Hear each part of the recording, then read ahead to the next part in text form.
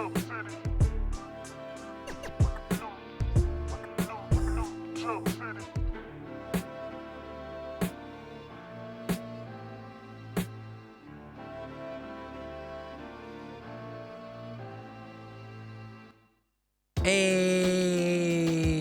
welcome to New Jump City, everybody, where we recap the week in American and Japanese sequential art. I am your host, Christian, the unbiased king, Espinal. And joining me through Discord, it is the man, the myth, the legend. It is Joshua, Gangsta Time Cole. It's called partner, but it should be called Gangsta Time.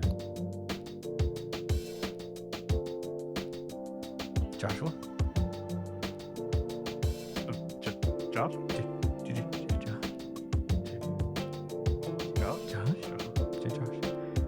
Also joining me is our producer. It is Edgelord of Big News, Brian. What's up, nerds? Hey. I don't know where Josh went, but he is in the chat. So we are all here, very excited to get into this super duper cool week of manga. Honestly, pretty good week, all things considering. With that being said, I'm just gonna jump into plugs. You can find me at the Chris Espinal on Twitter and Instagram. Josh, are you back? Yes, can you hear me? Oh geez, what happened? It was muted on the app, but not on the phone. Really weird. But you can find me at JD_Cole_37. That's on Instagram, and at New Jump City Josh. That's on X. Ooh. Cringe. Cringe. Brian, where can they find you? Find me at twitch.tv/itspunchline. On Twitch if you want to catch me when I'm streaming. Or you can find me at b.esp on both Instagram and Twitter. I fucked up my entire fucking line. It's okay, I bud. think that's everything. Yeah. You can follow the show itself at New Jump City on Twitter and Instagram. If you want to send us any questions, suggestions, anything you guys want us to talk about, you can email us at newjumpcitypod@gmail.com, and we will get to it on our pre-show chat show that we do every week. Just a little bit of extra content for you guys that comes out a couple days after our episode that comes out. That's basically our talk before every show, our casual chat, our catch up. And we talk about other things besides manga on there, but you can ask us any question you want, whether it's manga related or not, and it'll be fun to talk about. So, email us on that, or you can comment on any under any video that you're currently watching. I'm still uploading stuff to YouTube as, we want to stay somewhat relevant to the algorithm, but, we'll be back in video form hopefully soon enough. But until then, subscribe to us, like, share, comment under the videos, help us out a little bit. If you prefer audio podcasts, that's cool too. That's super duper chill. You can find us on iTunes, Spotify, Google Podcasts, wherever you listen to podcasts, we're on there. And without further ado, I think that's it for the plugs. Thank you guys so much for listening, as per usual. Let's get into the show. My Hero Academia. I'm Brian Academia. This is My Hero Academia, chapter 404. We love you, All Might. That we do. Last we left off, it's looking pretty dire for All Might. He's literally getting ripped in half slowly by All For One in, his usual dramatic fashion. He just couldn't just stab him or something. He has to rip him in half over his head. Fully expecting, I guess, for his blood and guts to bathe him when it does happen. Very weird. He's a child at this point. He's like a little baby. He's like 6 years old. Or some shit. And he's ripping All Might in half. This chapter opens up with... and also Bakugo has been awakened. And he seems to be making his way towards All Might. We pick up as everybody around the world is watching this fucking craziness going off. There's a huge jet stream that's going on that's going to be affecting the weather and stuff. Everybody all around the world is watching. There's this one fox kid who's name is Martin, saying, "All Might, don't die on us." As we see Bakugo and Midoriya peep at each other, Bakugo launches himself towards Midoriya. Midoriya already knows what time it is. He reaches his hand out, grabs Bakugo, and they do a cool spinny thing where Deku intends to throw Bakugo. The second user of One for All pops up and is like, "Boy, there's no escaping the blowback if you activate Gear Shift again. It must be after you found the assured path to victory." And Midoriya, and he notices that like the All Might's visage is disappearing, and he's like, "Well, never mind." And with that, JK, he's not gonna listen to anything I say. Right. I don't know. And so with that, they use the gear shift quirk to launch Bakugo at the speed of sound. It seems he breaks the air. He like I don't know what this is called when you break the air. I think Sound barrier. Yeah, he's breaking the sound barrier. He's getting launched so fast. Meanwhile, Shigaraki's like, "You won't make it in time. The All Might within you that always used to show up all faint and fuzzy when he was still alive. And if you see him more clearly now, it means that he's gonna die." But nobody's worried about that as Bakugo is careening towards All for One. We get a 2-page spread where a leaf passes by Midoriya, very beautifully drawn, to be honest. And he's reflecting on like all of this like prayers that are going around. He's seeing that like there's an energy striving for a certain future, energy from wishing, and it's almost like they can feel everybody around the world just praying for Bakugo to make it in time. And we get this awesome 2-page spread. Oh my god! Of just like the amount of panels of just kind of every single person who's currently watching this.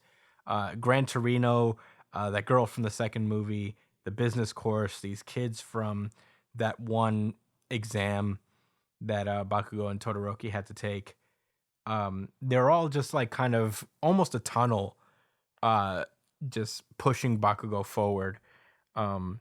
As we end on a 2-page spread of Bakugo blowing off All for One's arms and saving All Might in the process. Meanwhile, the All Might's visage gets all fuzzy and weird again, meaning that he has escaped death. And All Might is like, "Bakugo, kid." And then Bakugo yells back, "It's time to win this." And that's where the chapter ends. Jeez Louise. Yeah, this is also my really good chapter of the week. I don't know where you stand, Josh. No. Nah?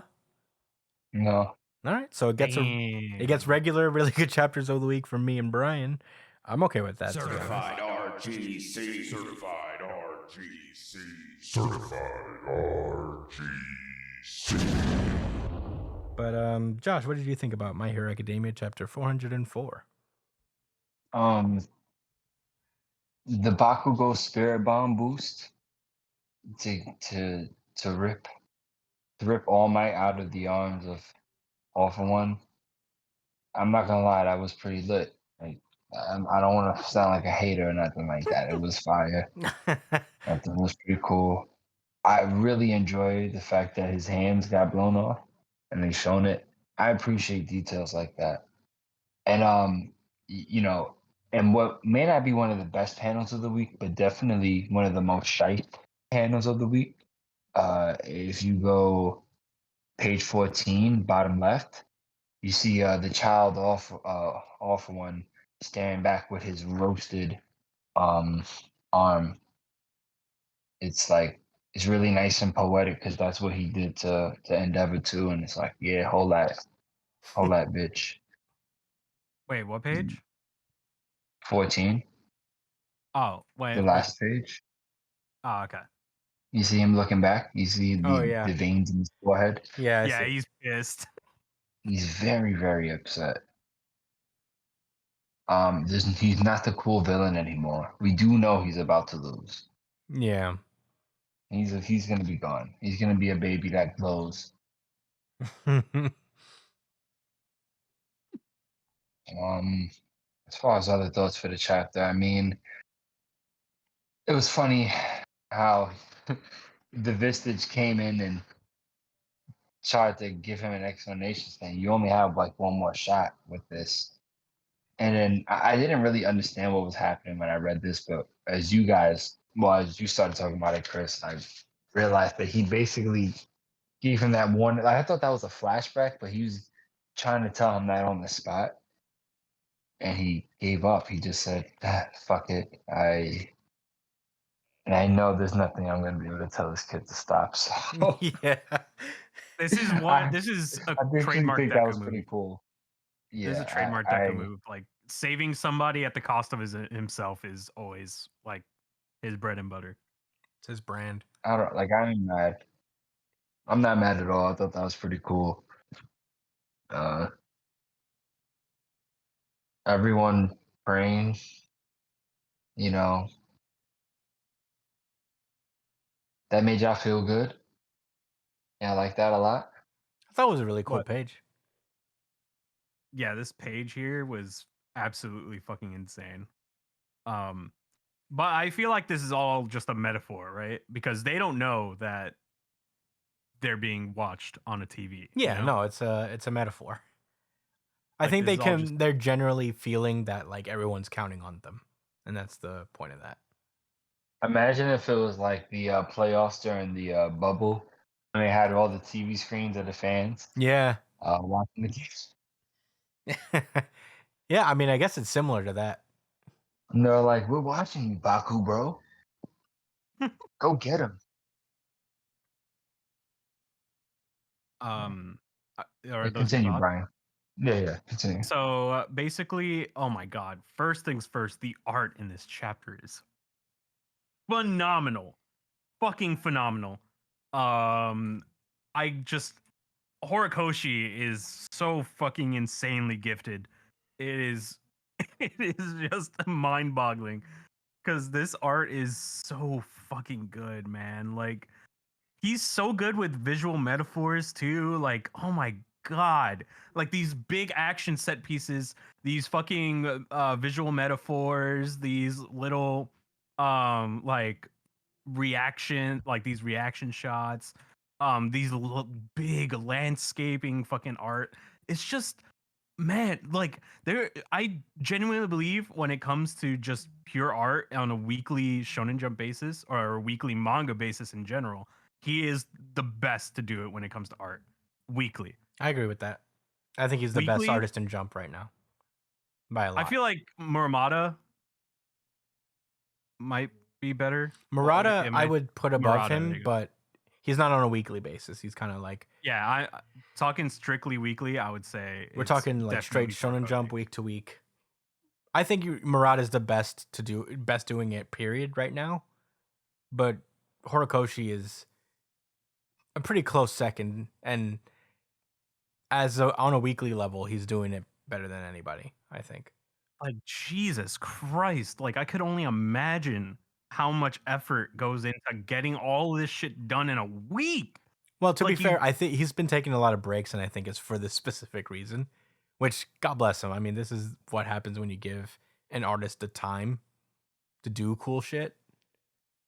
Like fuck, like this is the thing that I feel like the anime won't be able to capture. You know, like I feel like every time when I'm watching the anime for My Hero and I'm looking for these big moments, they don't hit the same. And it's mainly because like this series is meant to be experienced drawn, I think. This series, like Horikoshi has a specific touch to his art that can't be matched by anybody else. It's just so fucking good. Yeah. And what I really like about this chapter is that it shows the story it's trying to tell. Like it has a flow to it. Like they've been building up this chapter ever since like the fucking marketing UA student had his fucking camera out. Like this moment is the payoff to that. Because it's like connecting the entire world into this moment. And it kind of added a really a really good fucking element to Bakugo's return, where he was the guy who had to who the world was relying on in this moment. Where like he's kind of showing that he's worth his salt. This was so, oh my god. And like them going back to All Might's not All Might, Bakugo's guilt for All Might being put out of commission because of him. Like it's just fucking amazing. Fucking amazing, bro. This chapter was just probably the best My Hero chapter we've had in a long time. Because it just delivered on every aspect. It delivered on the writing, it delivered on the art, it delivered on the paneling. Like it just this was a literally the definition of a really good chapter of the week for me. But yeah, those are my thoughts. I'm really excited to see what happens next week. Yeah, I mean, I do love the build up, and you know, you kind of it just goes to show how far Bakugo and Deku have come together. My favorite chapters, some of my favorite chapters of My Hero have been like their development in particular, because it's just Bakugo just learning to just respect Deku and, you know, not see him as a threat, but like someone who is someone you can aspire to surpass, and, you know, you can see as a rival, but, you know, also at the same time realize that like this guy is the key to saving everyone. So, you know, I feel like this is him being like taking care of All Might so Deku can focus on Shigaraki. And that's such a like humbling place for Bakugo to do for himself and do for Deku and all that stuff. So I just think it's yeah, on top of everything Brian said about the art, I mean, he's just, we say it every week, he's cooking on all cylinders in that department. So, you know, we have I have all the respect in the world for Horikoshi, and you know, we're critical of My Hero sometimes, but when he hits, it hits pretty good. So, question: would you say at this moment, like at this stage of the series, would you agree that it's who is better in comparison between Bleach and My Hero when they're at this stage of their manga? You know, like if we're approaching the end of Bleach versus we're approaching the end of My Hero, because I feel like that's the closest, like Um, to like comparison to each other. to be honest, I'm like reading Bleach right now. I haven't reached the end, and I'm wondering. I'm always wondering if Bleach age is better than it ended. Um, so I don't know if I can answer that quite yet, but I do, just in my memories of not really liking how Bleach ended necessarily, or you know, at least the final arc. I was okay with how Bleach ended, but the final arc I wasn't very crazy about. Mhm. But you know, I feel like My Hero is just kind of edges it out a little bit, but I not by much. I feel like this final arc for My Hero has had its own stumbles and stuff, but I feel like the stumbles in My Hero Academia aren't as bad as the ones in Bleach, What about you, Josh? as far as I remember, at least. The stumbles in Bleach compared to the stumbles in what? No, if you were to compare like each manga towards the ending of their series, like, you know, compare My Oh, Hero at its current state versus to Bleach when it was, you know, at its ending stage, like which one do you think is doing it better at this I think moment? all right. My Hero for sure, clearly, non-debatable in my opinion. Oh, I wouldn't argue with it. Like it's, So I asked this I don't question. think, not to be like that, but like I don't think Horikoshi is being rushed. But like aside from the point, you know, Bleach handled their last. I agree with first. Bleach definitely handled their last couple arcs really sloppily and left a bad taste. So you know, My Hero, I have griped about it, but you know, it's more about what could have been and not what's happening right now. What's happening right now is pretty interesting, except for when the plant beat Fat Gum. That was That was pretty whack. That was more than I could take personally. So I asked this question so I could sick the Bleach fans on us. So good luck, guys. Well, thanks for that. They can get packed out. I mean, they can really, they can really get put in the air because there was nothing. To be honest, whatever. We They need can go ahead and the. get on that hill. I guess we need the engagement, so it's okay. I guess. They wish Ichigo would swing the big sword at them. Weirdos. Well. But yeah, I mean, those are really all my thoughts of My Hero. I just really enjoyed the pace of it. It felt really epic.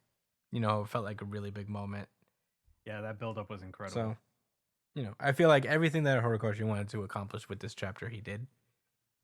And it's pretty fucking sick. And I do think that this like panel where, all of these sub panels within it is really creative and must have taken for a fucking ever to do. Because I don't even know how many panels there are. But not only does he draw like people, but they had to draw like backgrounds at this size. It's pretty nuts. Highly respectable. Yeah.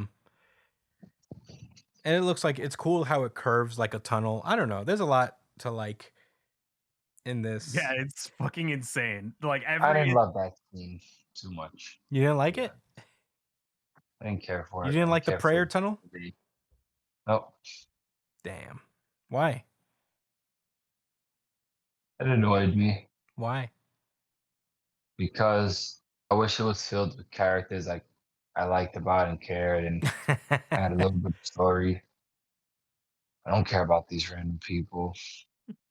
Gran So it Torino's there. made this seem okay. Yeah, Gran Torino's there. He can't hold it down for everyone. You can't hold a 2-page panel up with that small panel, a 2-page spread with that small panel. It's not enough. And he's crying. Yeah, because he's like, yeah, do it, boys. Chris, it's fucking soft, all right? He's an old ass man. It's fucking soft. He's an old ass man who had his fucking chest caved in by Shigaraki. What do you mean? Soft as the inside of a rose petal. You understand me? I wonder why he's Softer- stuck. It's almost like he's Softer 80 than your years blanket old. after a hard day's work.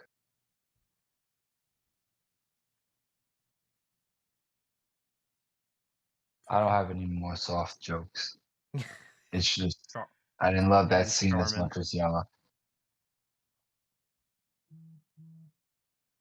Yeah. You don't care about That's it. Tsukauchi? Nope. I hate that he handed Deku that dirty ass fucking nasty scarf. He should have got him a brand new one and said, now you can be like me. Instead, listen. I'm not rehashing this again. Let it go. I didn't love the prayer tunnel, okay? Yeah, fair enough. All right, well, those are all my thoughts on My Hero Academia. Pretty fun chapter. Very much enjoyed it. Best chapter of the week to me. But if you guys are ready, we can move on to the next one, yeah? Are you guys done fawning over the prayer tunnel, or? No, I love the prayer tunnel. Yeah, hey, Brian, what do you love the most about the prayer tunnel? Prayer Tunnel was really good because it kind of embodied what heroes are meant to be, Like you The don't have to spirit know. bomb? Yeah, you don't have to know people to Yeah. like really like sympathize with humanity, Like you could just, care about people without having some attachment to them. It's If like I a don't general- know you, fuck your life. How about that one? Hey how man, I that's a feel real about millionaire My Hero grind set you got Academia. there, Josh. Well, towards the citizens of My Hero That's, Academia, yes. It's a really cool way to look at civilians in life. That's how I look at civilians in My Hero. In life. You hear that, everybody? You heard it here first. If Josh doesn't like you, then you can get out.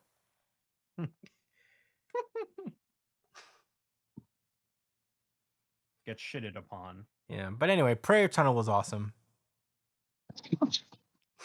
was so cool. Very All of us good. agree on it. Everybody agrees on All it. three of us are down with the prayer tunnel. I think JC was in one of those panels. Who? You say Jay-Z? JC, Who's JC? you know, your boy. Jesus Christ? Yes. Where? Your boy Jesus Christ. One of those panels. Well, now you're gonna make me look for JC. I'm pretty sure he wasn't. He's there. Horikoshi gets in enough trouble. He's not going to put religious figures in there either. Yeah, I don't see JC, man, but you know, sometimes Josh sees JC everywhere. You know, That is a thing. he sees the JC in all of us. Mm-hmm. As a devout Christian himself.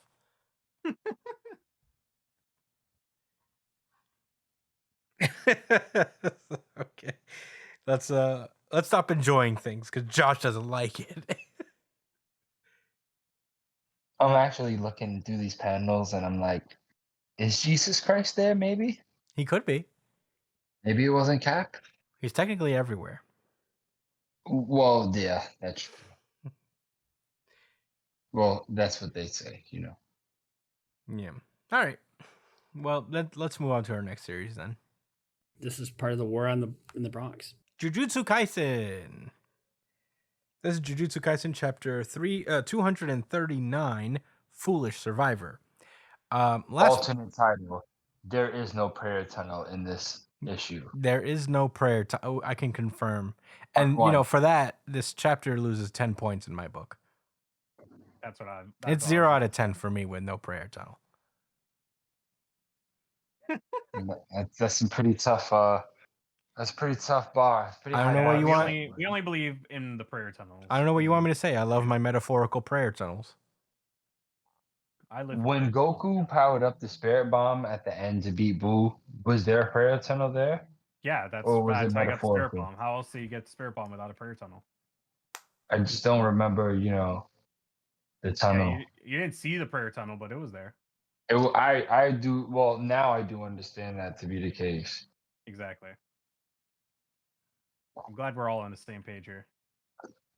I like how reading about new series gives us insight into old ones. That's one of the things about New Jump City. You know, we care about our history to guide us in the future. Most of the time via prayer tunnel. Yeah. Guys, for everyone listening, if there was any doubt about what the title of this episode was going to be, you don't have to have any guess. Believe in the prayer tunnel. Yeah. Yeah. All right. So this is Jujutsu Kaisen chapter 239. And just to reiterate, there are no prayer tunnels in this. Not in this issue. No, but last we left off, we had it was looking pretty dire for Kashimo, and I guess he's dead. Oh, he's dead. Even though it wasn't, and there was no PT to save him. Yeah, nothing, no PT, no prayer tunnel for him. But yeah, maybe if they had gotten together and done that, we would have been safe. But he's gone. I guess it's did we do a Mario sound effect for him? Just in case we didn't. Yeah, Kashimo's dead. Belated RIP. Mm-hmm. So you know, at the nick of time, we also saw that Hikari's domain had broken. With both him and Urume, thank God, surviving. I thought it was over for both of them. But also joining the fray is Higuruma and Itadori. And this chapter starts out with something completely different. We don't pick up where we left off. We're actually in the Iwate Prefecture at the Lake Gosho colony. And we see... I know what that means. You know what that means? I said I know where. I said I know where that is. Oh, okay. Where is that? I don't know.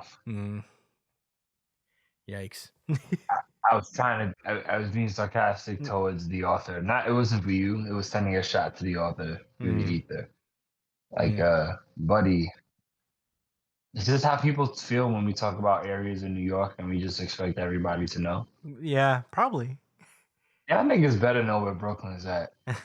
Well, you guys know where the Lake Gosho Yeah, colony better know is. where You guys know where the Central Park Iwate is and all of prefecture is. that. If you don't know about, people should learn about New York geography in other places around the world Why? so they can get the fuck out the way and know where they're going. That's number one. That's honestly true. Every Number tourist, two, should have because to we're take a that test. important.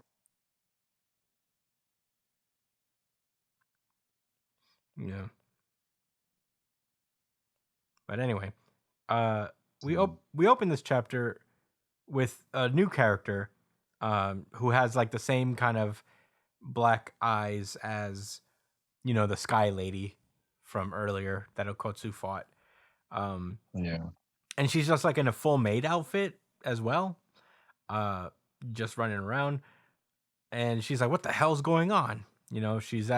She's realizing that each additional rule of the culling game took it further from the bloodbath it was intended to be.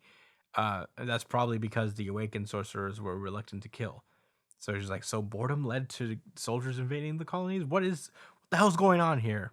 And she just yells out, "Is like, what does Kenjaku want?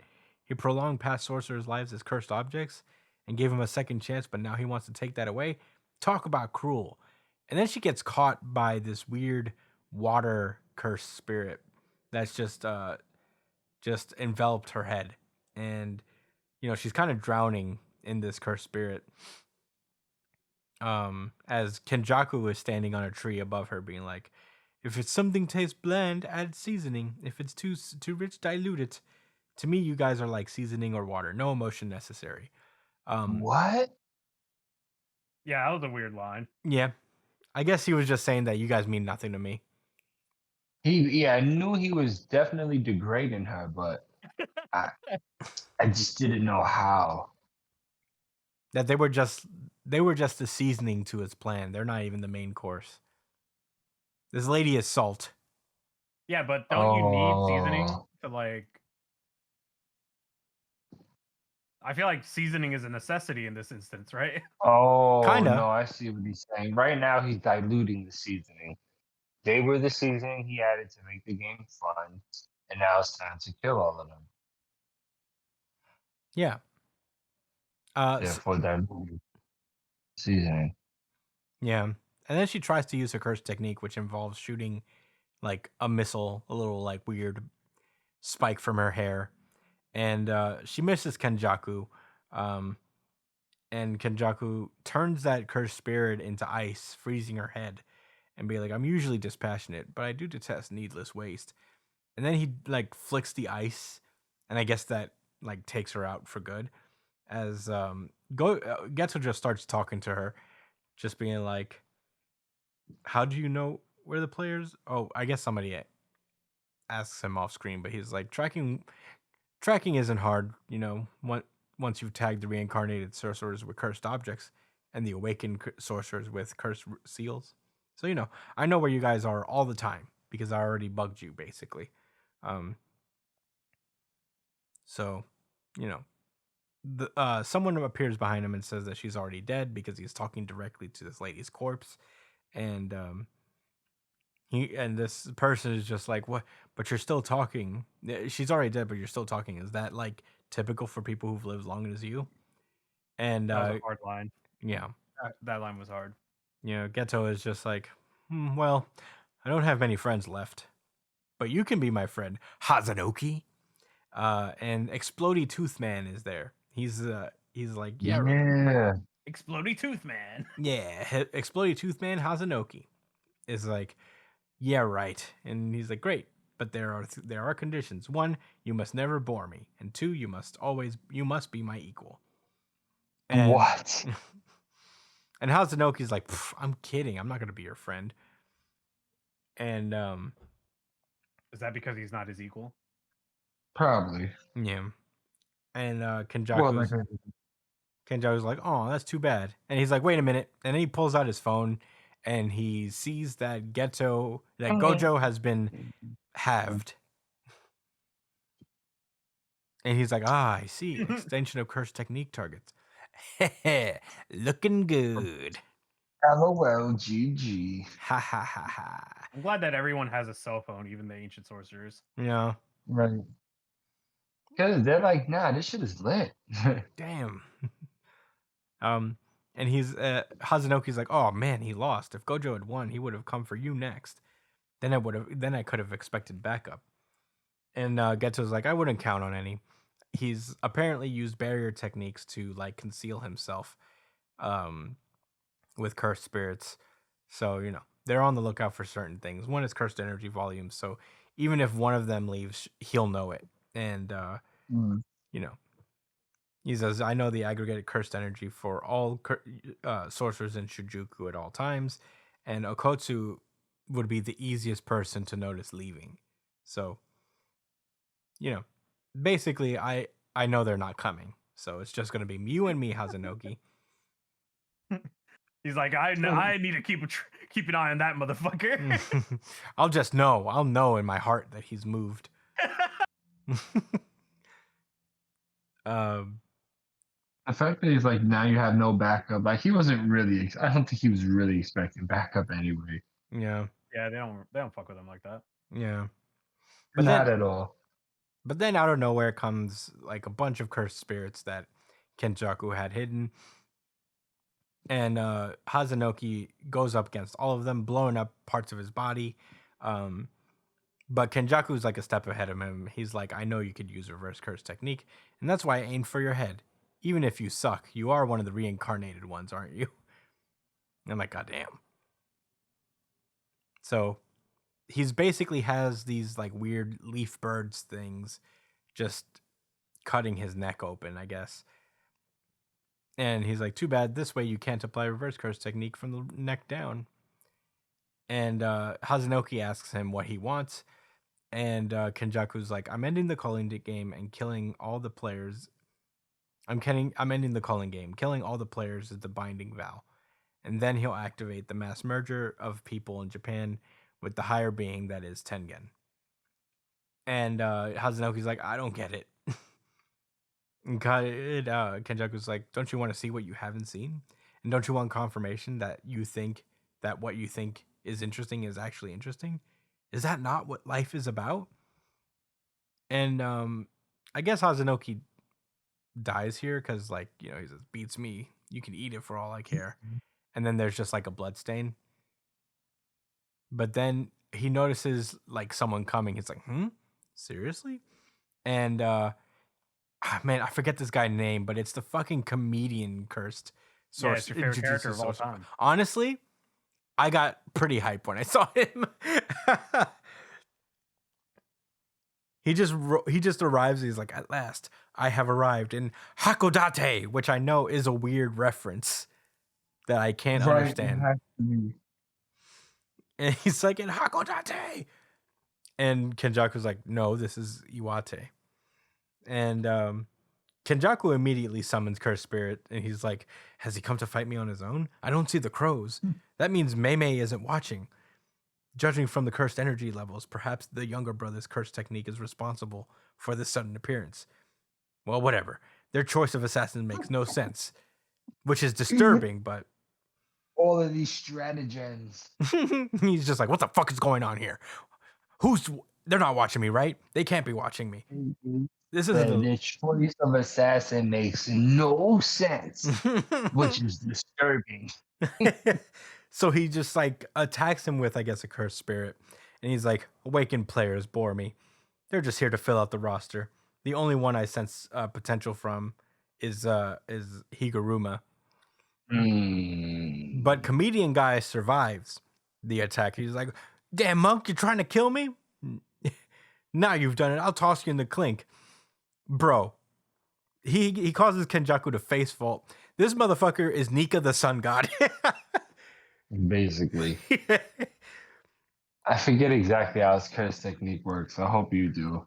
I think, if I remember right, is that anything he thinks is funny can happen. But it's important for him to not be aware that that's the truth. Yeah. So he he let himself get hit by by Kenjaku's attack, and then because he thought it would be funny for him to not take damage from it, he he just didn't take damage from it. Is that how that works? Yeah. I guess so. But I guess he had that idea of just telling this joke about how he'll toss him in jail for assaulting him, essentially.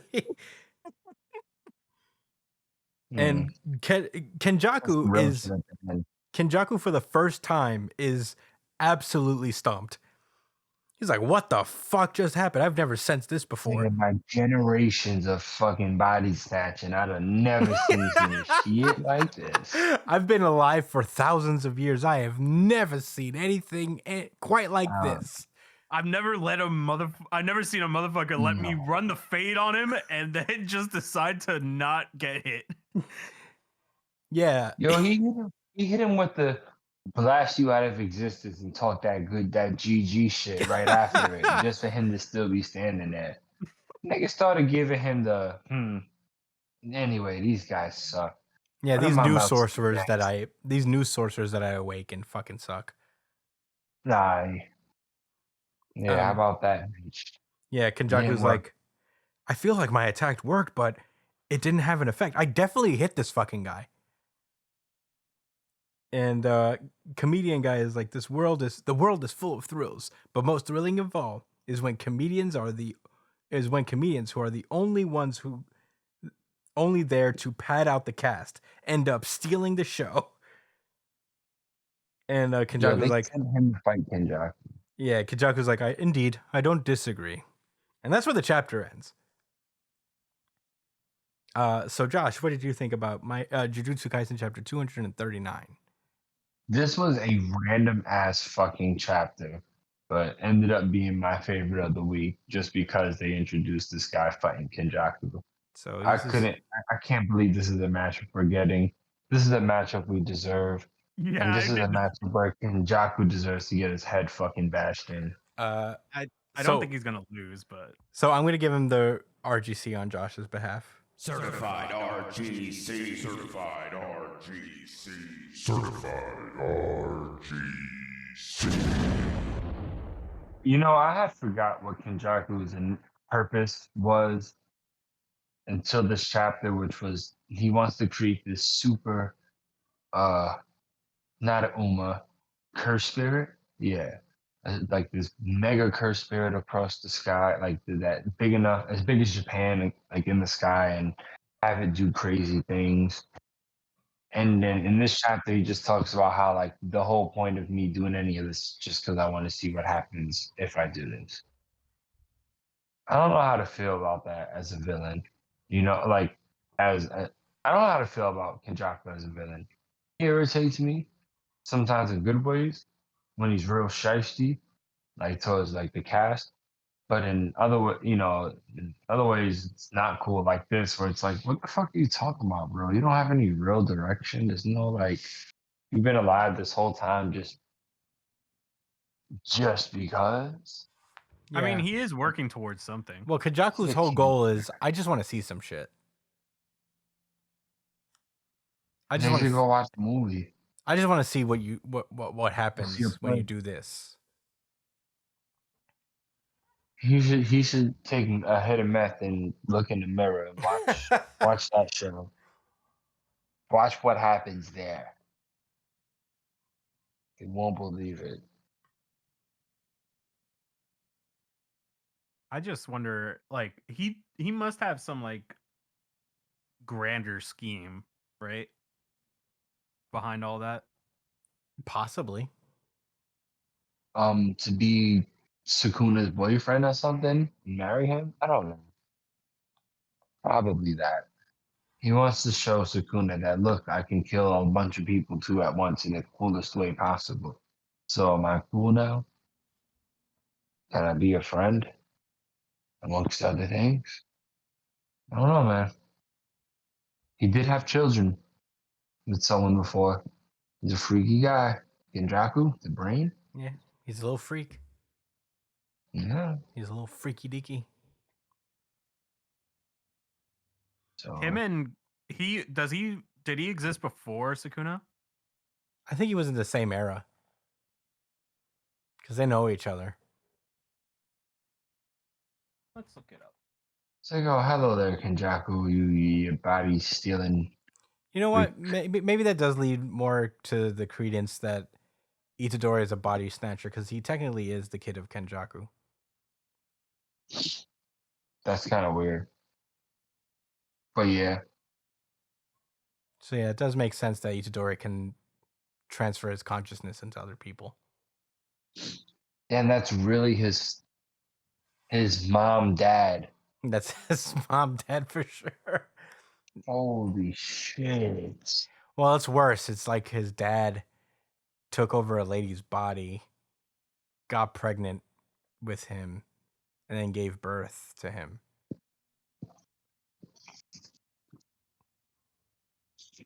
So it's a little weirder than that, even.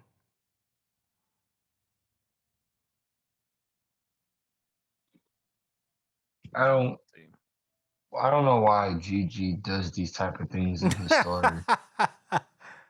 At the end of the day, it's just extra flavor of weirdness. But it's all right. I guess that's what makes it really good. There's one of these cursed spirits that look like the fucking grasshoppers from Bug's Life. Do y'all remember that movie Bug's Yeah. Life? Yeah, What- of course. What character are you talking Yeah. The grasshopper. The brown about? guy. Oh, I see it. Yeah, with the that looks like him. Yeah. Look at that thing on the bottom with the teeth. Yeah, super gross.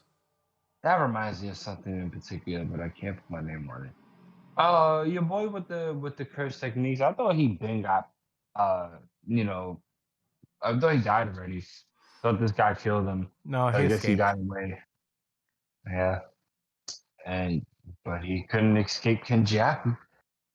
But Nope. he gave it he did he tried. Yeah. But Kenjaku did it, he sucked, so what you gonna do? Here with a war. In Jakku. Yeah, but this guy, he's definitely gonna beat Kenjaku, the comedian. It would be this is awesome. Yeah, forget I would any accept of, that. forget any of the build up between Yuta versus Kenjaku. That doesn't need to be paid off or It's I'm anything. okay Yuta- with that. I I'm don't okay know. with it not being paid off if this guy beats him. But that's Yuta a limp. saying, "Oh, I'm gonna go kill that guy." That doesn't matter. That's okay with me. I feel like that'd be kind of lame. not I gonna would be lie. 100% cool with it. If this guy got to be like the big bad, I'm okay with that. If it's entertaining and fun, I'm like, yes, I accept. What if this guy loses, but he manages to get Kenjaku to drop his barrier, and then Yuta shows up immediately once he finds where he is? That's possible. I think that's because there has to be a reason why we're being shown this side of things, right? Mhm. And people are already being mobilized. Like Hikari's out, Yuji's already out there, so that just leaves like, what the fuck is Yuta gonna do during all this? And I guarantee you, this is gonna end with Yuta finding Kenjaku because of what this comedian fuck does. Yeah. But Brian, what are your thoughts on this, by the way? I don't know if Josh finished, but Wait, Josh, were you done? Mm-hmm. So I don't know. Like I said, I feel like this chapter kind of came out of nowhere. But I feel like it's for a reason, right? Like we wouldn't it's like setting up the pieces for like other people to come into the fold again. Like seeing Kenjaku now, I feel like, in the middle of all that crazy shit that's going on with Sukuna, there has to be a reason for it. I like the chapter. It's pretty decent. I'm sad that Bomb Boy got fucked up that bad so fast. I don't even know why he went there if he was just gonna get washed. Yeah, I guess he was counting on folks to come in and help him. But I think, like I said, I think this chapter, I think this encounter here is gonna end with Kenjaku's barriers being taken down and Yuta coming over to start his fight with Kenjaku. But honestly, I don't have much to say about it. Kenjaku is just, I feel like he's not as interesting as Sukuna. And maybe that's by design. I just want to know more about him. My interest in him, it doesn't come from his like character or his motivations. It comes from his past. Like what he's done, especially with Yuji, stuff like that. But that's it. I really don't have much to say about this chapter. Yeah, I was definitely not expecting this chapter to take the turn that it did. Me neither. I mean, we got a very exciting cliffhanger last time. We had Jujutsu Kaisen with Itadori and his weird arm, and Higuruma pulling up to the Sukuna fight. So, I definitely wasn't expecting to see Kenjaku, much less Takaba, I think his name is, the comedian guy, now that I'm remembering his name. But yeah, it was just really cool. Honestly, I couldn't give it my RGC. I thought it was a good chapter. Don't get me wrong. I enjoyed reading it. And, all that stuff. It was good to see what Kenjaku's up to be honest. Because he is just kind of like, we don't know what he's doing. So it was good to check in with him. But this was unexpected, especially Takaba just pulling up here. And the fact that Kenjaku couldn't detect him is very funny. After talking about how he has eyes and ears on all of them. He's an awakened player, right? Yes, he's someone that was awakened by the culling game and by extension by Kenjaku, to be honest. So I would love to see how this works because we've only seen Takaba fight, Explodey dude, and it was a short battle because like this guy Hazanoki didn't even know what to do with him because his powers are so bizarre. So I'm just super excited to see where this goes and how Takaba is a match for someone as serious as Kenjaku is. I'm into it, and like I said, I low-key wouldn't mind. I think it would be the funniest thing that Jujutsu Kaisen ever did if Takaba just winds up beating him. Although I don't think that'll happen. I do think that like this is Okotsu's fight to win. If anything. But I am excited to see how this works. I just wonder how Kenjaku is going to get around this without it being a little ass pully, because how do you know the condition that he has to know, like if he knows about the curse technique, then it fails, right? If he's aware of his curse technique, because I think Takaba, his whole thing is that like these things are just kind of happening to him.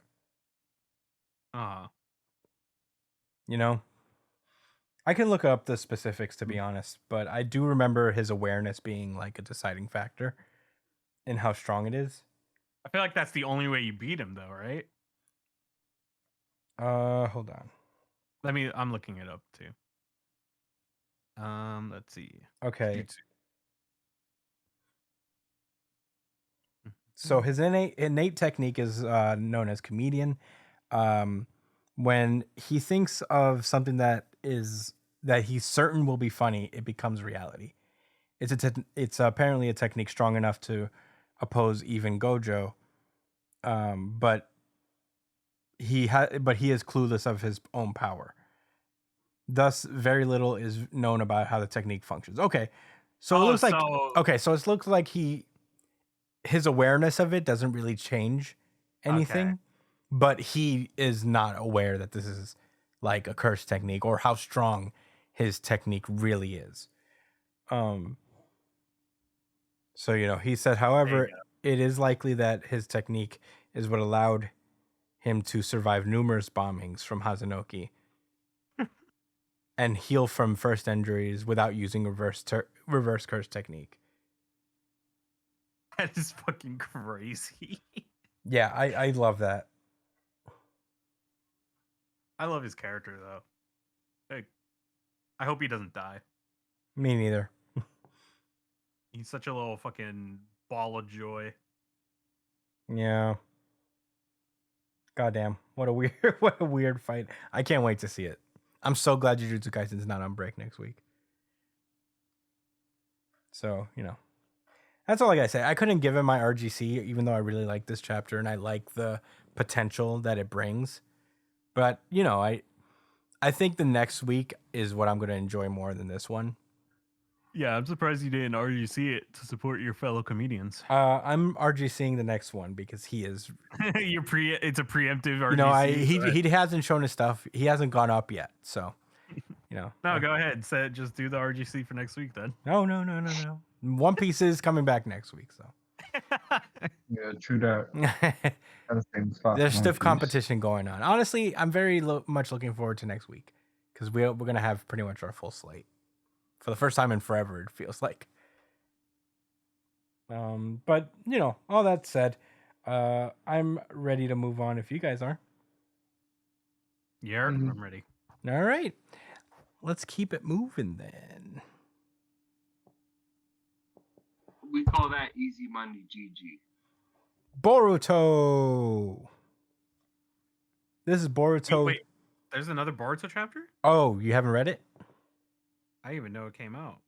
Well, I texted the group that we should probably talk about it. Oh, yeah. I remember now. I did read it. Okay, cool. But there you go. Oh, yeah. I did read it. Yeah, this is Boruto chapter, Boruto 2 Blue Vortex, chapter 3, Uzuhiko. Last we left off, Boruto pulled back up to the village, and he is super confident that he can raffle stomp Code at this point, who is, kind of being embarrassed here in the village in the Leaf, TBH. He's not doing a great job of establishing himself as a real threat. But, Boruto arrives at the village, and he starts activating his Rasengan Uzuhiko, and that's where the chapter picks up, as we see Boruto's jutsu is fully activated, and he is now slowly walking towards Code, and Code is like, "Is this his special vanishing Rasengan? No, that one's invisible. That one's an invisible long distance attack. So he probably wouldn't be approaching me like this. Claw marks!" And he does his claw marks and warps to behind Boruto and tries to attack him. But Boruto dodges that and starts pushing his hand toward Code. But Code catches his arm and tries to counterattack. Boruto uses his sword to block that. And Code is like, "You seem really confident about this jutsu, so it's a shame you can't hit me with it." And Boruto just is like, "I told you, killing you is easy. In fact, I'm already halfway there." And Code's like, "Huh?"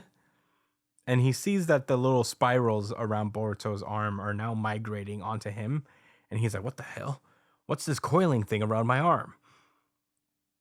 And he backs off from Boruto a little bit, and the coil is still there. And he's like, "So what's the big deal?" And Boruto's like, "This is your last warning. Take me to where Ten Tails is. If you refuse, you can die here." And Code is like, very funny, Boruto. You kill me. Go ahead and try."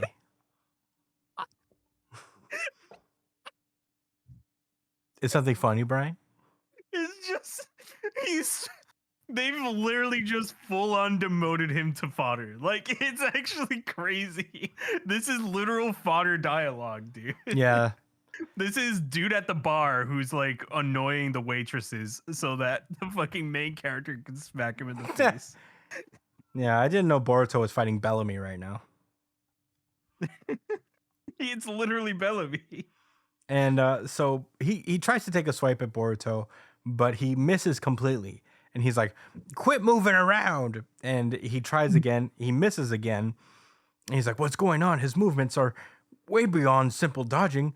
Is it Genjutsu? Is this a shadow clone?" And then Boruto just like pulls up right in front of him and gives him a pretty cool palm to the gut and says, Rasengan Uzohiko. Uzohika. And then more coiling arrives and centers around his arm, and it looks more like a traditional Rasengan as Code is blasted away. Code lands on his feet, and Ada is watching this as well, and she's like, huh, what a basic jutsu. How is this different from any regular Rasengan? But Daemon knows better because he is strong. And he's like, so Boruto's the one making the ground tremble. Or rather, it's the entire Earth. This attack makes use of the planetary spin. And Ada's like, what? Planetary spin? And Daemon's like, yeah, pretty cool. I'm not bothered by it, though, because I'm Daemon. And I'm strong. So stupid. But yeah, Code is standing up, and Boruto's like, I'm surprised. I didn't think you'd be standing still. And this weird like spinning effect is happening to Code. He's like, what the hell's going on here? And the fucking guy can't even stay up. He just falls over again. He's like, what did you do to me? And Boruto's like, enjoy. Think of it as a biting counterattack from this planet that you were trying to destroy. He's like, from this planet? And he explains what Uzohiko is. And basically, it's rotation. It's the power that is rushing through his body will never dissipate. Just like how a planet never stops spinning. And it basically puts him in a constant rotation, it seems. That makes him dizzy, I guess. So he can't like move properly. And he's like, Boruto's like, the damage will continue semi-permanently. And that's only because you're gonna die at some point in your life. You're just gonna die of old age, not knowing how to walk anymore. And Koda's like, you cheeky bastard. He tries to get up and he stumbles over again. Oh, whoa. Whoa! Boruto, no! Boruto then crouches over and he's like, however, there is the option of me rescinding Uzohiko. Would you rather quietly await death or give me 10 tails and live? I think it's a choice even a fool can make. And Code is like, meh. But unfortunately, Code is saved by Kawaki, who comes in and tries to smash Boruto with his giant Otsutsuki hand. Everybody pulls up. Shikadai and his team, along with Himawari, also arrive. And Shikadai is like, what are you doing here in Konoha, Boruto? And what were you discussing with Code? And Boruto mentions that he's trying to make a deal. Do you mind not interfering? Code, I guess, summons his claw marks, and Kawaki shrinks them. And Kawaki reports into Shikamaru that Code is pretty drained. He's lost. So I also just dealt with the last of his claw marks, so he can't. I can probably kill him now. And Shikamaru's like, go for it, dude. And finish it off this time. You don't need to tell me twice. And Boruto actually steps in to be like, actually, Kawaki, move away from Code. And Kawaki's like, who are you to order me around? You must be prepared to die, Boruto. And that's when one of these Code gremlins pulls up from out of Code's head belt. And it gets immediately impaled by Kawaki, but Code uses it to escape through the backside of this Code monster. So Code's escaped, and Kawaki tells Shikadai to go on and look for him while he stays behind and deals with Boruto. Meanwhile, Sarada is investigating the weird chakra tree. They're still talking about the tree. Yeah, and they're like, oh my god, a tree! He's been turned into a tree! What the fuck? Yeah. This shit is fucking crazy! He turned my friend into a tree! He's a fucking tree. Chakra tree. Yeah, he's a fucking chakra tree! But Sarada explains that the 10 tails creature that becomes a divine tree upon devouring Otsutsuki, and maybe devouring beings is instinctual. And this rando is like, so you're saying that this is a defective divine tree? And Sora's like, I don't know, but one thing's for certain: this guy's not dead. He is just a tree. He is now a tree. he is a living tree, but he is not dead himself. So I guess it's possible to save this rando. Don't worry, rando number 2. Rando number 1 can be saved. Meanwhile, Kawaki's like, it's been 3 years, huh? What's with your outfit? You an Uchiha adoptee now? And Boruto's, ooh.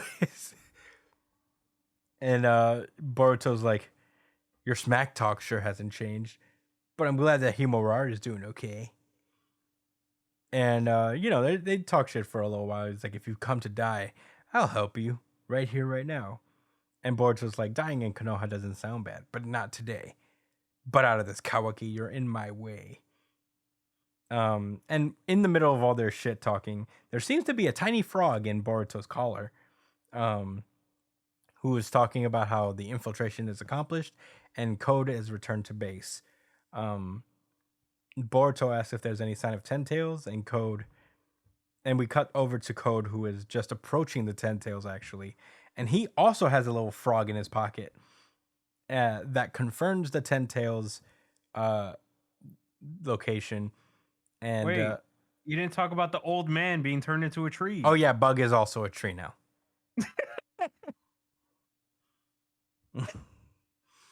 But he is alive because I guess, because trees are alive. And you don't die when you get turned into a tree. You just become a tree.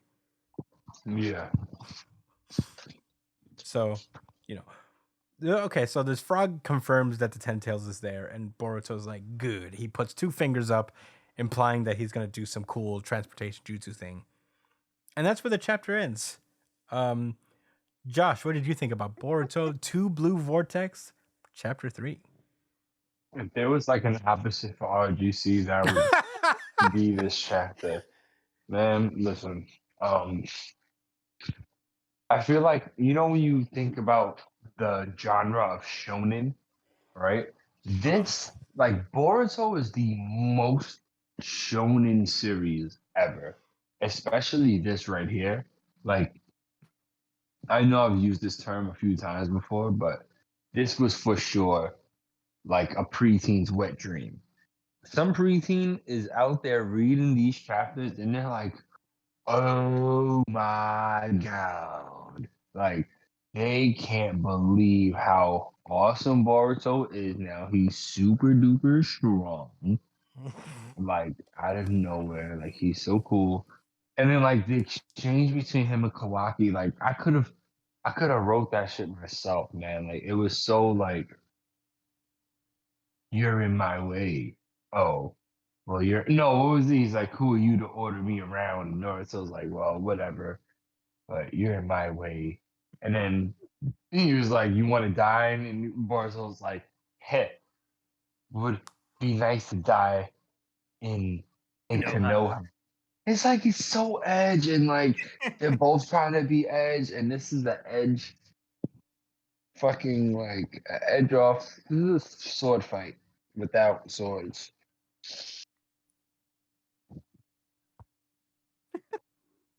Edge off without Man, swords. it's just too much. It is too much. Like even Boruto is like, yeah, like it'll the technique will end eventually because you'll die eventually. Right, you get it. It's permanent. No, it's And the funny thing is semi-permanent because he'll die. Eventually. So it's only semi-permanent. Right, like shut up, Boruto. It's permanent. Like, and it's such a weird attack too. Like, it's actually not that cool, but it is something a kid would really love and think is awesome. Because like, I would have liked him to destroy him with a Rasengan from the inside out or something like that. That's what I was hoping it was. But like, all he did was make him all bro. Like, I thought he was. Doesn't this fall more into the category of a dojutsu than a jutsu? The fuck is that? It's like the fucking. It's like jutsu on steroids. I guess. I don't really know. Maybe she's very tacky. It's fun making fun of Boruto, but this was intense. I'm just waiting for the good stuff. I don't know why we got this time skip.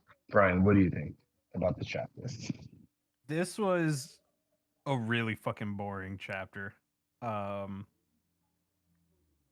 like the writing was was pretty bland. Like the ability is pretty bland. Um, this is something we've seen 100 times before. You know, we've seen this so many times, and it's not even done like how Black Clover would do it, or Black Clover is what you've seen 100 times, but it does it in a way that it's shameless. Like not shameless, but it doesn't give a fuck. It's gonna do it, and it's gonna do it in a fun way. This isn't doing it in a fun way. Everybody is taking themselves so fucking seriously. Yeah. Boruto nor Kawaki's. Well, Kawaki, I guess it makes sense for him not to smile, but Boruto was a character that smiled before, you know?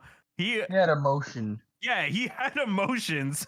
He was a he was a character that wasn't like this. So it's like to do a time skip and take away his character from him kind of was a weird play. Because now we're 3 chapters in and Boruto he's just like cardboard copy Edge character now. It's kind of sad. Cardboard copy Edge character. Like he's just like Josh said, he's like a fucking he's an edgelord with Naruto's face now. That's what it feels like to me. Boruto had no emotion. I mean, Boruto had no emotion while he was fighting Code because it was Like- so simple and easy. It's just so lame. Like I don't know. And also, all right, to get on with it, you know, all the side characters are kind of lame. Like Shikadai, like who cares about Shikadai? Is that Shikadai or Shikamaru? There's Shikamaru and Shikadai. Oh. Like they just exist just as like padding. They're not actual characters. Hopefully they get to do more, and hopefully fucking Boruto regains his character again. But are they implying that Boruto is like a sage? He knows sage mode and shit. Maybe. I mean, I saw the frogs and I was like, huh, that's new. You know, because he didn't that was spend any time with the interesting. frogs. Well, I don't. I'm waiting for the series to get good again. You know, like You know what I thought about? Sorry to. If you look at Boruto's face, his scar lines up with this with the scratch on the the headband. Yeah, I noticed, right? It does, yeah. Mm-hmm. Right, but like he always has to put it on the exact same way for it to line up. That's Edge. Well, that's where he got cut. That's how he got the scar.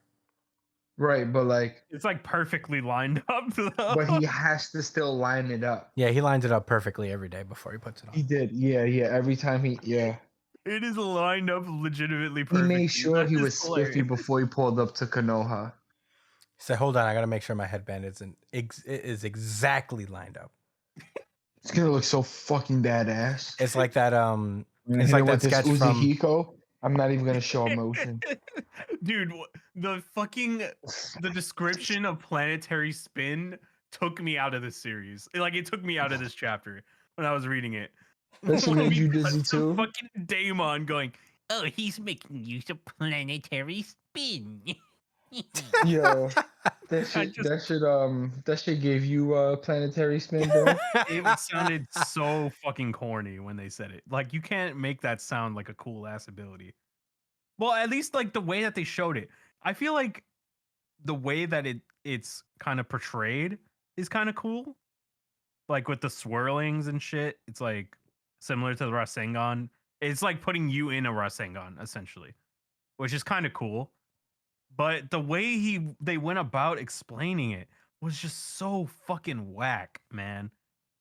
Like that, it's just when you look at other series when they describe abilities, they do it in an interesting way, right? Like Jujutsu Kaisen is the king. Now it makes me appreciate Jujutsu Kaisen explaining everything because they explain it properly. They explain things in a good way. Well, I think that whatever Jujutsu Kaisen is explaining is usually a lot more interesting than this.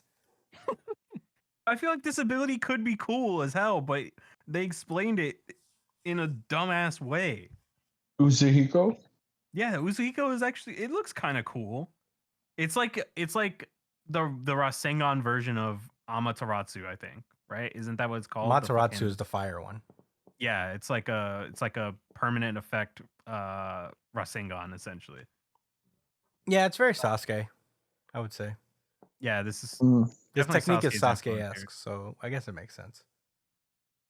I just they could have explained this better. They could have gone about portraying this in a better way.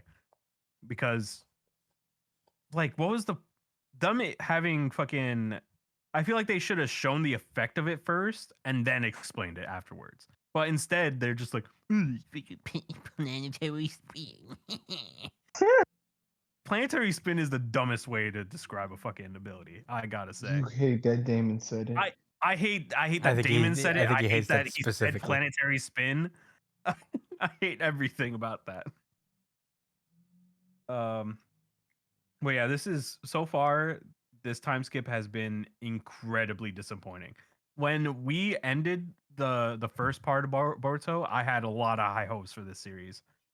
I thought that the series would, be going on a really good trajectory. Like this time skip was setting them up for a really interesting scenario. And instead we got this, man. Like so fucking lame. Like this is not how I thought it was gonna go down, and now I'm really disappointed. I hope they turn it around eventually. But I don't know. It looks like we're gonna be stuck in kind of a shitty spot for a while, the way that they're setting this up.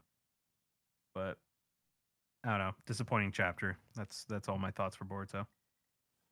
Yeah, I do want to try to give him credit for at least like trying to not just do another Rasengan. This is, I guess, a new kind of technique. It is different. I'll give him that. I think it's a cool ability. It's just it's not bad. It's just portrayed terribly. Yeah, I don't know. I guess it's a cool ability, but it's not cool enough. You know what I mean?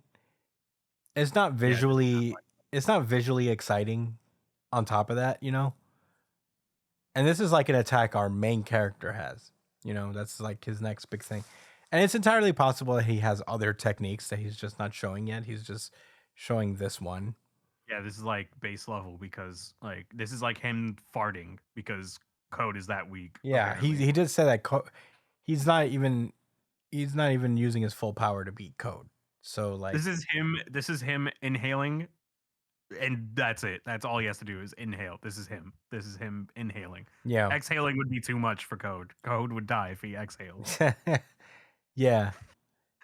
Yeah, I mean that's all I'll say about it, and that's like the most I'll give it. I do think that Boruto's been pretty boring since it came back. It's not unlike any.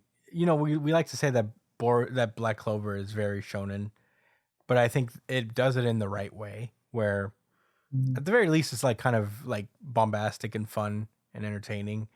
And yeah, it knows what it is. Yeah, and it's like there's something about just like playing up a cool factor that doesn't jive super well with shonen like that. You know what I mean? Like trying to be too cool for school. And this is like Boruto is very much just doing that. Very, very cool. Mm-hmm. There has to be like a little bit of self-aware kind of like goofiness to it in order for it to work. And that's why I think that's what makes Black Clover better in that regard. This is like very much a fan fiction type of thing. Yeah, it does feel right there. That's what it feels like. Like someone put a gun to his head and was like, "You're gonna write the story like this, like the way my kid wants. You gotta make Boruto super cool, and you have to make that thing that happened when they was on the statues. It has to happen as soon as possible." Here's the link to my kid's Wattpad fanfiction. You will draw exactly this. Horikoshi is not Horikoshi. What's his name? Kishimoto. Wow. Kishimoto. Is Kishimoto writing the story for this, or I think is he so. just Yes. advising it? I think so. I think they mentioned he like took over writing duties Yeah. shortly for after what? Samurai 8 ended. Although it still doesn't credit him as the writer, but I think he has like a lot of creative input because he is the supervisor / creator. So I think the thing is that he probably does it where he supplies like the plot generally, like what he wants to happen, and Ikemoto just like kind of draws it out for him. Kind of So like this is Kishimoto's fault then. yes, definitely. God. Please, Kishimoto, get your fucking shit together, man. You're better than this. Well, is he better than this? Like at this point, like Nah, I think this is just Kishimoto's vibe. And I feel like he's just I feel like he's written himself into a place where he's like he's raised the stakes too high. Probably faster than he anticipated or more than he ever wanted. Because this just doesn't feel very Naruto. Just in vibe for a I long don't know. time. I feel like he could have taken this in like such a good direction. I mean, you know, there's still He's time. not written into a corner for sure. I know that for a fact. He's not written in a corner because he could have done so much with like the pieces that he laid out for himself pre-time skip. You know, Yeah. like there could have been so much that could have been done, and he went with this. Though probably the worst option. I think. Yeah. No, but you know, I am holding out hope that he can like kind of get it together and, you know, deliver a little bit more. But yeah, it's just kind of boring, you know. I guess Boruto, the like first part, also started off really terribly, or not terribly, but not very. It didn't start off strong either. Well, Boruto's a very up and down series, and in my opinion, there's like a little, the downs edge out the highs. But yeah, you know, this is just, I guess, just another down period. So who knows? Who knows what who this knows means for when Boruto. it's gonna get back into shape? It could very well get back into shape, but I'm just like not. I'm just like not into it. You know what I mean? All I'm saying is, if Sasuke got killed off screen in like a flashback, I don't know. I don't know if I'll be able to keep reading this series. I'm gonna be honest. Yeah, if Sasuke is just like, ever since Sasuke died. If he just like drops that nonchalantly. I'm sorry, like, Sarada. Your dad's dead. Your dad's dead off screen. It put me in a really dark place. Bro, imagine Code kills Sasuke. Ever since I killed your sensei, Sasuke Uchiha. If it turns out that Code killed Sasuke over the course of the 2-year period, I'm not reading this series anymore. That'll be it for you. I think that's the line for me. After Boruto literally fodderized him and put him into a fucking headlock, a full Nelson. But that's because you have Oshutsuki. I forget what it's called. Okashutsuki? Otsutsuki. Otsutsuki. I won't lie, it's kind of hard to say. Otsutsuki? Otsutsuki, yeah. I'm tired. Was I saying it wrong too? Yeah. Oh. Okay, I'm done. That's rough, man. Can we get the fuck out of here? Yeah, that's yeah. Let's move onward. I hope he turns his sword into some guns. Chainsaw Man. This is Chainsaw Man chapter 146, Chainsaw Man War. Whoa. Man War. Ooh. Ooh. Ooh. Last we left off with Chainsaw Man, The Chainsaw Man Church has been basically systematically shut down by the public safety.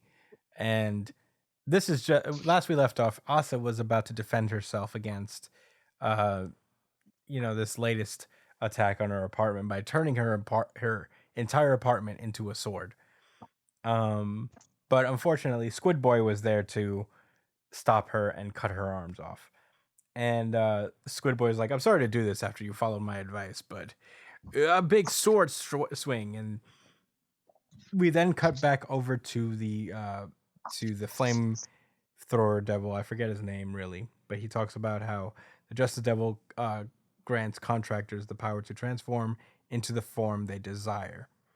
And he says that's how we explained it to him. Aside from the devil's name, it's no lie. So, he was just basically explaining how what he told to the people who had the contract with the Justice Devil, quote unquote, what it was, but it wasn't really the Justice Devil. He talks about how Famine has actually some pretty handy pawns. We contracted followers galore with an extraordinary devil. And he says the devil I contracted them to was fire. So, we then cut to like this mob that's surrounding a building. And all of a sudden chainsaws just start blasting out of their skulls. It's pretty crazy. Even inside the Chainsaw Man. Yeah, kumbaya. Even inside the Chainsaw Man church, the kids that were there also turn into mini Chainsaw Men, and they start attacking the Katana Devil. They go on to explain that the Fire Devil has another power. The more contractors, the stronger their power. Although most of them lose control of themselves. Until now, they all took gruesome forms, but they're similar to Chainsaw Man now, don't you think? And they're like, but why only now? And this guy says that at 5 o'clock today, large scale mass weddings were held at the Chainsaw Man Church's Chinese and Canadian chapters. And they set it up so that they'd enter contracts simultaneously with the marriages. If all went as planned, we estimated over 350,000 humans have contracts with the Fire Devil. So everybody who is in contract with the Fire Devil is now a devil themselves. It's not great. And this guy explains that in half a year, the great king of terror will descend, and him and Famine aim to kill the king, thereby saving the human race. And Denji's like, what? You believe that shit? And Nayuta's like, it's not stupid. Because because she and Fami are sisters, and the great king of terror is probably coming for real. We know it because she's our eldest sister, the Death Devil, the super duper strongest devil with the name feared most of all. Fair. Yeah. So she's like, I know what Fami's trying to do. Her plan to kill the Death Devil is to make everyone terrified of Chainsaw Man in war and get them both super duper duper strong. And we cut to a 2-page spread where I guess public safety members are fighting all the Chainsaw Man people. And that's where the chapter ends. Josh, what did you think about Chainsaw Man chapter 146?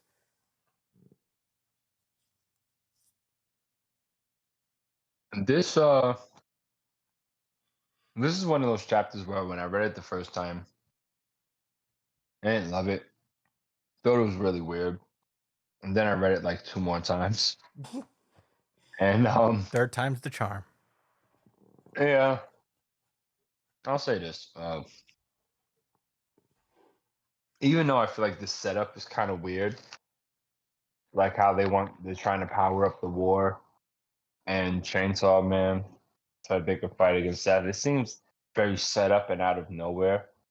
But I'm hoping that there's still connections to be made to other story elements. Like, the situation with Denji as the Chainsaw Man himself or with Nayuta. I don't know. I don't really know what to expect. I keep thinking that maybe we'll connect to the first series a little bit more, but we don't really need to. I'm interested. I thought about the Death Devil and like, is there anything scarier than death? And I would say maybe getting caught with a galactic-sized glizzy. It's pretty bad. Would you rather die than get caught with a galactic-sized glizzy? I don't know.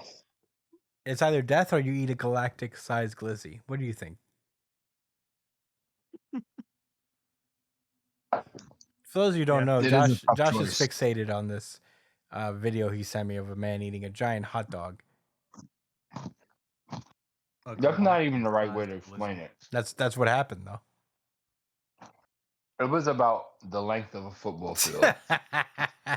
That is insane. That's actually not the right way to describe it because it wasn't that long. Was it longer? No, it was shorter. He would have to All have right, been Brian, eating it. it wasn't that long, but you know how you look at something and you're able to exaggerate, like, yo, that's as big as a fucking, such and such. Galactic-sized glizzy. Mm-hmm.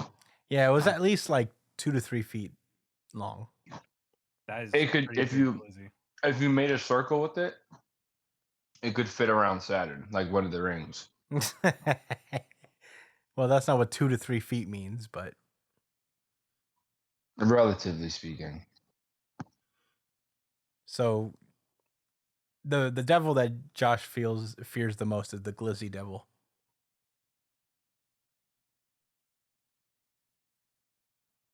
Is what you're saying, Josh? The pause devil. No, it's the glizzy devil. The pause devil. Somewhere out there's a giant hot dog devil that is the glizzy devil, and Josh is terrified of it.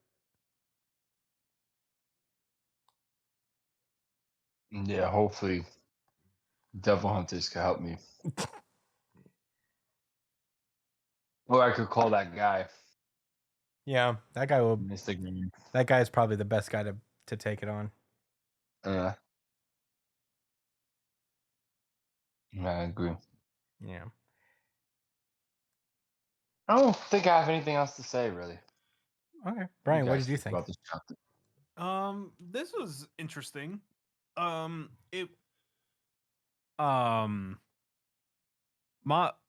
did do a lot of damage to Chainsaw Man's power, considering that she made him into a hero. So him kind of being like him kind of reclaiming the power that he once had is pretty interesting. I just wonder, like, if the Death Devil, if Denji kills and eats the Death Devil, does that mean nobody will ever die? It's a good question. If you follow the logic of the That's series, then yes. But he has to eat it as that like monster Chainsaw Man.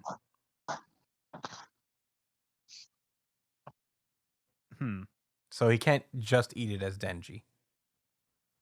Or even in his like half Chainsaw Man form. He has to have that form that he had at the end of part 1 and eat it. Interesting. So how are they? So Denji, is their plan to like force Denji to kill her and eat her? Is that what they're planning to do? Like, I would imagine so. Because the whole point is to get Denji strong enough to fight, to even like stand a chance. I guess this is like an interesting plot, just having, this is like another thing where Denji's kind of just put into a situation he has no control over. Yeah. That's like a theme of his entire character. But I feel like at some point, he's going to learn how to put his foot down and do what he wants to do instead, right? Like save death from getting killed. Yeah. And realizing that, hey, we actually need death in this world, so I'm not gonna kill it. And it's funny because Denji Which I actually don't agree with, but yeah. Denji has an interesting relationship with death, like all of his closest friends died in front of him, essentially. And there was nothing he can do about it. So like That if hasn't there's even anybody happened to Boruto. And he's so like sad. Anyway, sorry. dad's My not bad. even I dead. couldn't help myself. it's like so I feel like this does leave a lot for Denji to work on. Like as much as he hates the idea of people dying, like maybe he knows that it's better off that people can die, right? Like again, this is very philosophical for Denji. This is a very philosophical problem, but I feel like maybe that's something that they might lean towards is Denji kind of, you know, learning to have like standards of living, you know, like above just, you know, the bare minimum. Because it seems like that's what he's struggling with, right? Like he's starting to realize that maybe the basics isn't all that he wants in life, truly. Like, and that, you know, his needs and like development as a person, like as that grows, he starts to want more, you know, because that's just how humans are. You know, when you hit a goal, at some point you want to move on to something else, right? Yeah. So I don't know. This is an interesting conundrum. I wonder how they're going to play this out with Denji's character.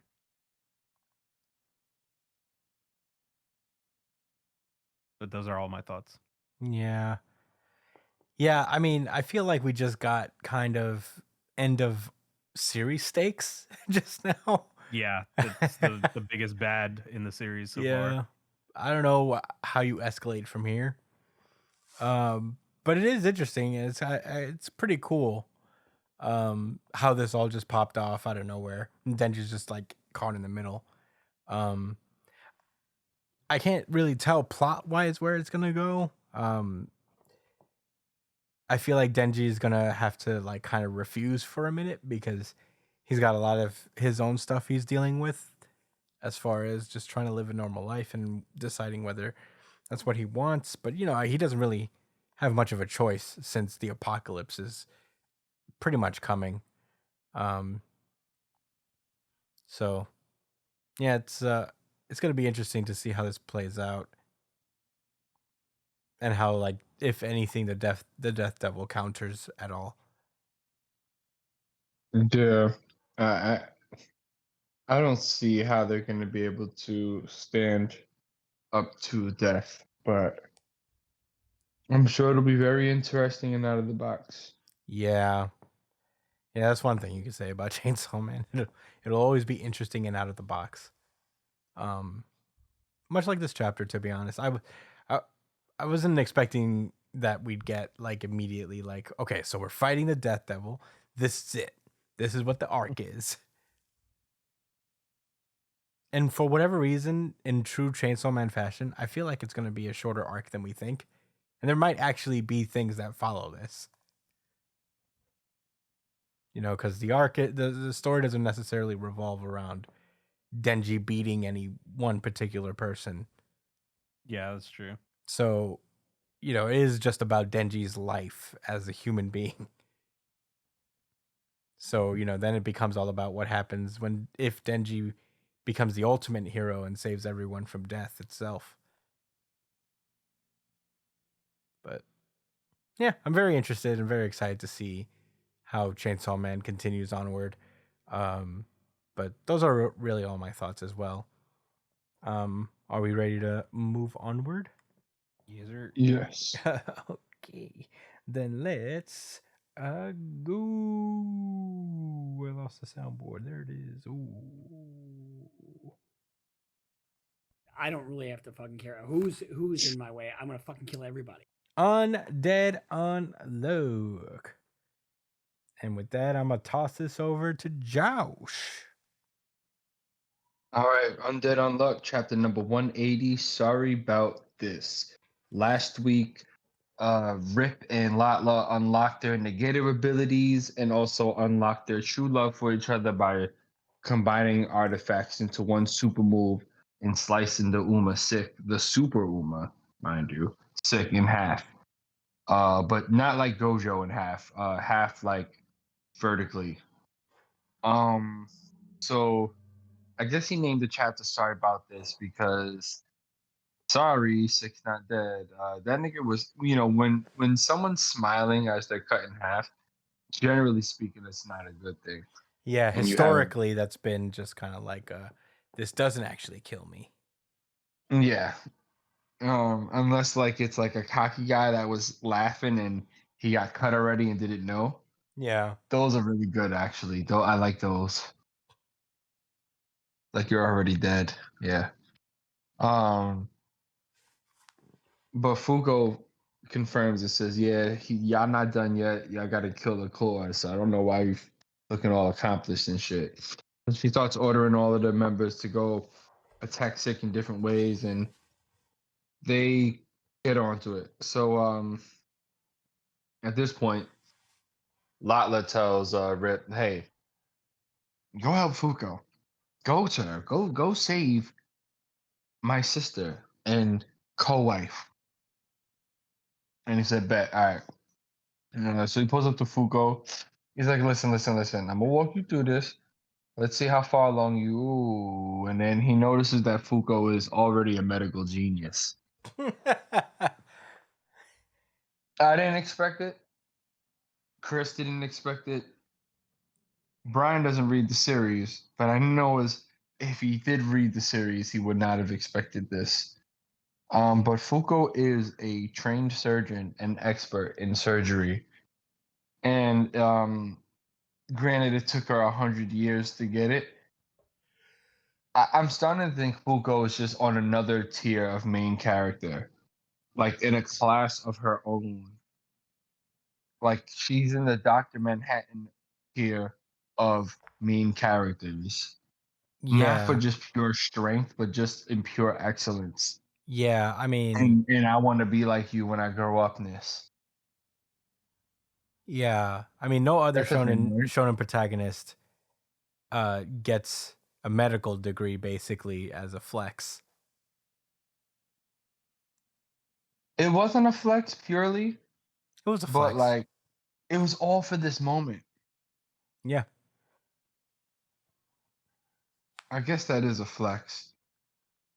If Whether I had a medical intentional or degree, not. I'm flexing it. She can't even help but stunt. All she knows is stunt. Yeah. She wakes up and it's stunt 24 fucking 7. Her watch is bust down. Her car is stupid. And like she's a surgeon. Yeah. Anyway, so she's basically letting Rip know, like, listen, I can do this. You need to focus on delivering a finishing blow on Sick. So funny thing is, she mentions Andy randomly, and she says, "I know you normally would have wanted to take on this role. What role? The role of fighting the Uma, or of surgery? Because I don't think he would have did well against either.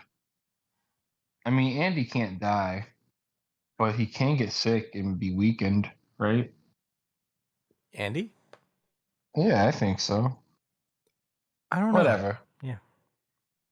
Let me not speculate right now. So, yeah, Fuko starts talking about how she thought that Andy would have been able to take on the offensive role, and that how she looked for him and couldn't find him.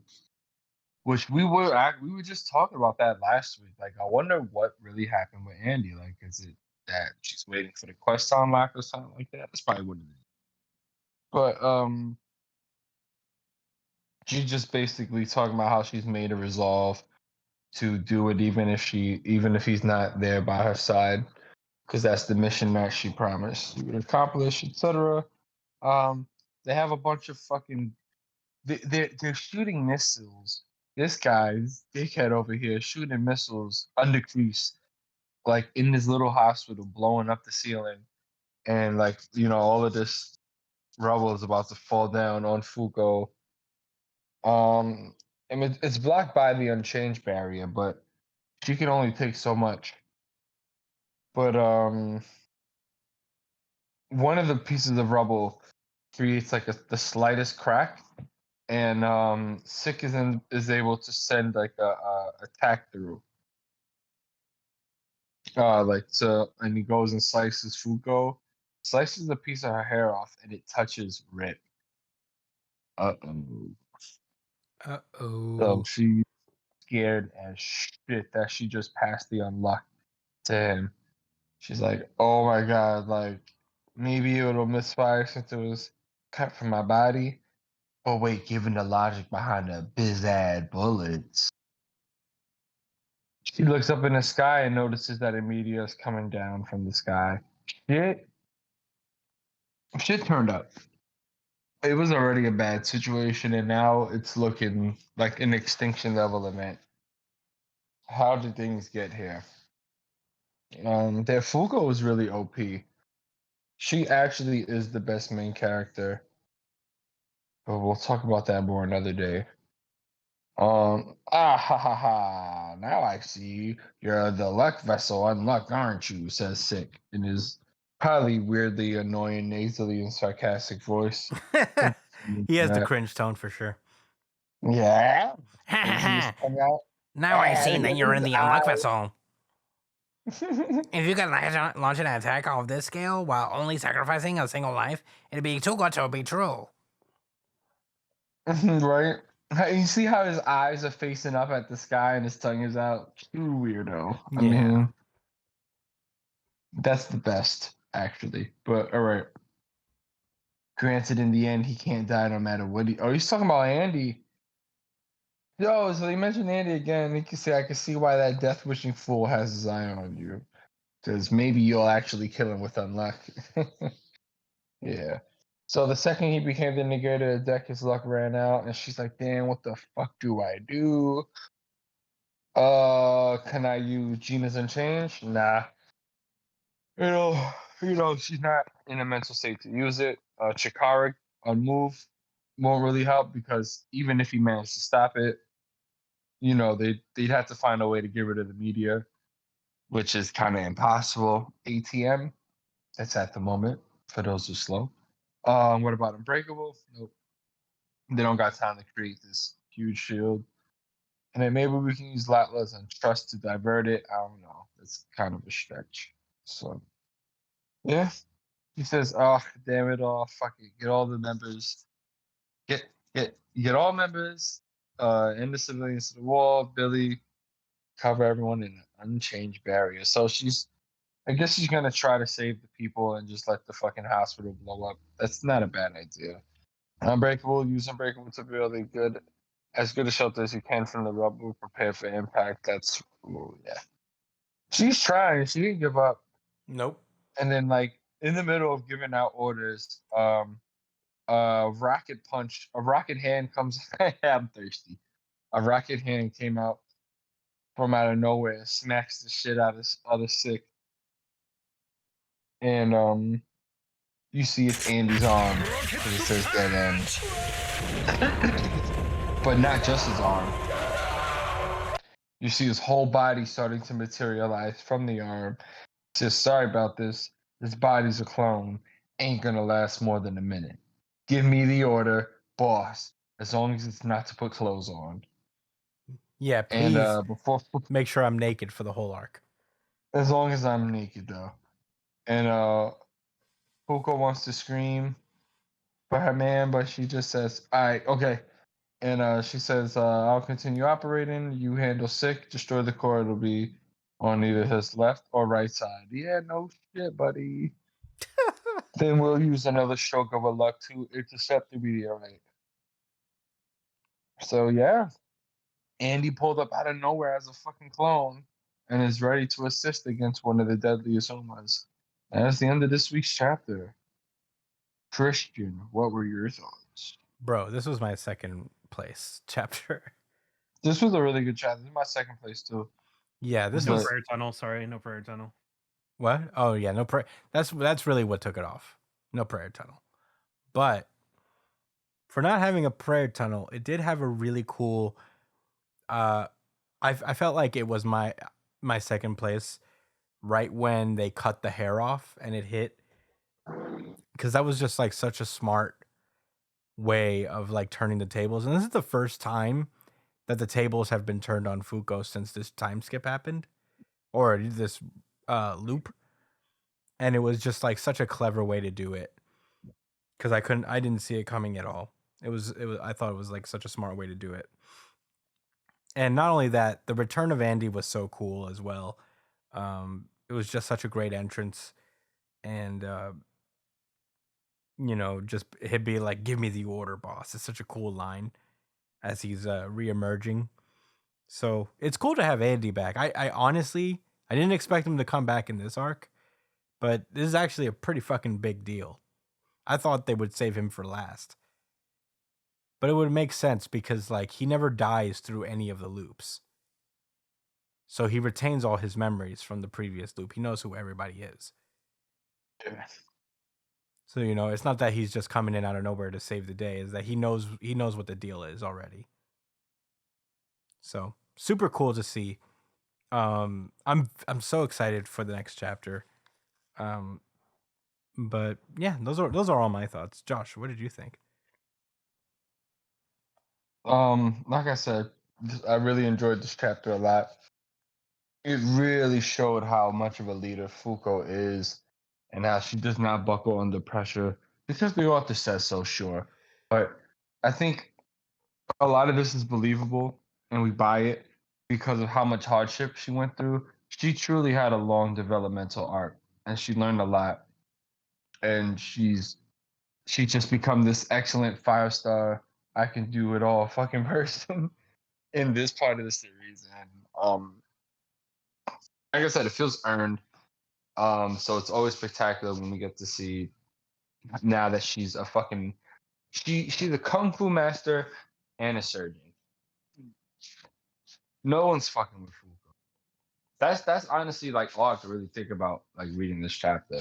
Like, yeah, was it lit that Andy pulled up out of nowhere? Like, imagine he's just out in space, like he threw his arm from like a planet or something, and Yeah. like that's the next like mission. They have to go face the Uma planet, and then their reward is Andy, but not just Andy, but he has to wear these boxes. That's one hell of a reward.